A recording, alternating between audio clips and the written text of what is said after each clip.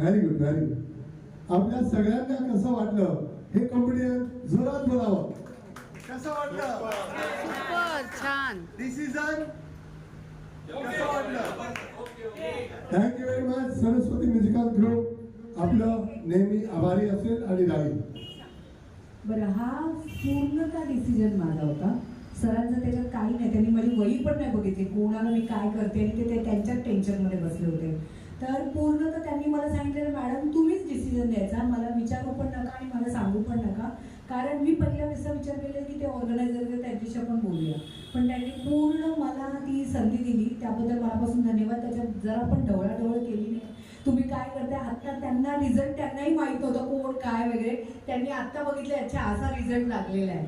तर ही खूप मोठी गोष्ट असते ऑर्गनायझरची. नाहीतर काय होतं, आम्ही तर जातो जज म्हणून, पण मग ऑर्गनायझर खूप सांगत असतात. जसं ते मगाशी मायकेवाले ते असंच करत होते ते. तर मायकेवाले वगैरे की आपल्या जवळचे, आणि मग त्याच्यामध्ये आपल्याला द्यायचा असतो डिसिजन वेगळा आणि ते वेगळा द्यायला सांगतात. आणि मग कलाकार नाराज होतात आणि त्यांना असं वाटतं की अरे हे तर गाणं असं नव्हतं, मग हे का दिलं.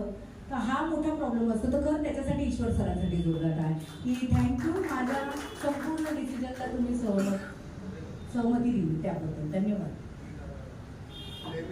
हॅलो. नेहमीच आपले संगीत कॉम्पिटिशन असेच असतात. काही ठाणे आयडल, काही मुंबई आयडल, काही महाराष्ट्र आयडल, असं हे 7वा कॉम्पिटिशन होता. आणि जो माझे एक्स्ट्रा इव्हेंट आहे तो आत्तापर्यंत 60 इव्हेंट झालेत आणि जिथे झालेत तिथे हाऊसफुल झालेत. आपल्यासारखेच मित्र आणि साथी सहकारी सगळे मला लाभले, त्याबद्दल सगळ्यांचं धन्यवाद. Thank you very much. आणि हा प्रोग्राम इथे समाप्त करतोय. पुढे